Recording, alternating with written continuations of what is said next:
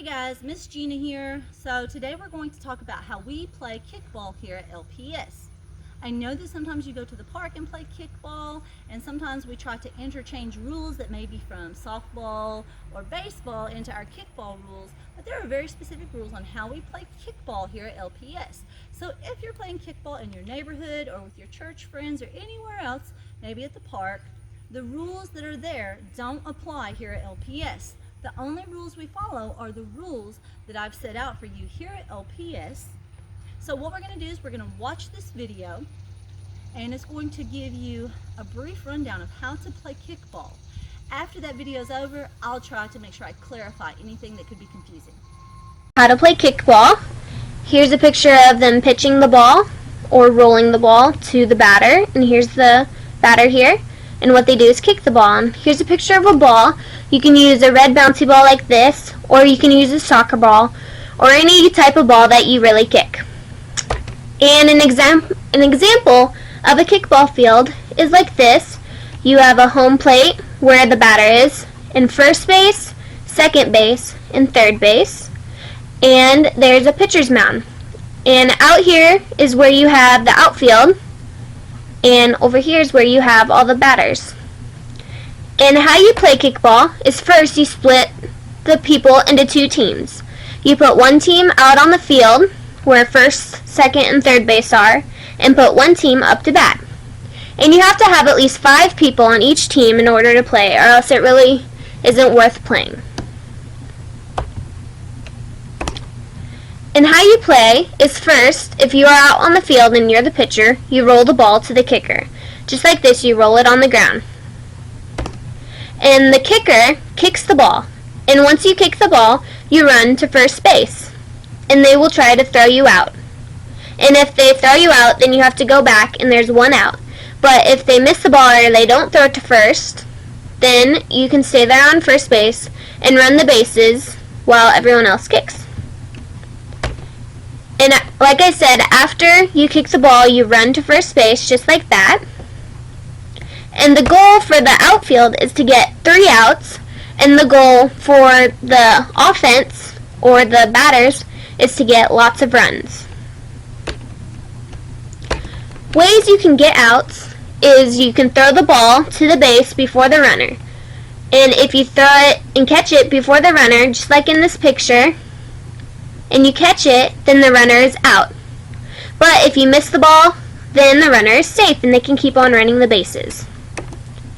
Another way you can get outs is if you hit the runner with the ball, or you tag them, just like in this picture. And if you throw the ball at the runner, try not to throw it at their heads so you don't hurt them too badly. Another way you can get an out is catching the ball from the kick. And you don't want the ball to hit the ground, or else they will be safe and they can keep running. And that is how you play kickball. Alright guys, so today we're going to talk about how to play kickball. I know you saw the video, so let's clarify some things. First of all, always make sure that you're wearing appropriate apparel to be able to play outside. And especially for kickball, you're always wearing appropriate shoes so that you're not getting your toes jammed or anything like that. We're always kicking with our foot, or at least below the knee. You may not kick above the knee, right? So, things that we want to clarify that make it difficult for us to play sometimes. Sometimes we don't have enough people, and we use ghost runners. So, when there is a ghost runner, you must treat the ghost runner as if it were a real person. So, if I'm kicking the ball, and there's somebody on base 1, there's nobody on base 2, it's the ghost runner, and there's somebody on base 3. I kick the ball and I take off running for the base. If I get to base 1 and base 1 gets to base 2, base 2 could run to base 3, but that also means that the ghost runner made it to home, right? And the person who's on base 3 made it to home. If base 3 doesn't move and base 1 wants to run to base 2, there's technically somebody on that base, so that would be an out if base 3 won't run. So your ghost runner, you have to leave space for that ghost runner. If you don't run, your ghost runner now is an out for your team. So what I would always try to remember is that even though that space is empty, you have to make a choice about whether or not it's going to get your ghost runner out as well. All right, foul balls. Let's talk about a foul ball. When I'm kicking the ball, let's pretend I kick the ball and the ball lands inside the baseline. The baseline is what runs basically from home base to base 1. If it lands inside the baseline and then bounces out, that is not a foul ball. A foul ball is when you kick the ball and the first time it touches the ground, it is outside the baseline. Okay? If you catch a foul ball with no bounces, that's an out. Okay, so just to clarify, a foul ball is only a foul if the first time it hits the ground, it lands outside the baseline, whether it be the baseline from base 1 to base 2 or the baseline from base 1 to base 3. A foul ball is outside that baseline. There are no strikeouts when we play. There's also no leading or stealing bases. So what that means is, let's pretend someone is at home base, I'm on first, and I'm anticipating that the pitcher is getting ready to roll the ball for them to kick. I cannot lead by stepping off my base to try to get to second base faster or even to steal it. I must stay on my base until the person at home plate has actually kicked the ball. I know that sometimes stealing and leading can be a little bit of fun, but we're just not going to use that when we play kickball, okay? So no bunting, of course. So once you kick the ball and I'm trying to kick, you do have to try to kick the ball hard enough to get past the imaginary line that runs between first base and third base towards the pitcher's mound. So you can't just barely kick it and hope that the catcher or the pitcher can get to the ball. You must try to kick it at a good distance. All right, guys, there are going to be outs that we have and things like that. So make sure that when you're considering an out, what is an out? How do I get someone out?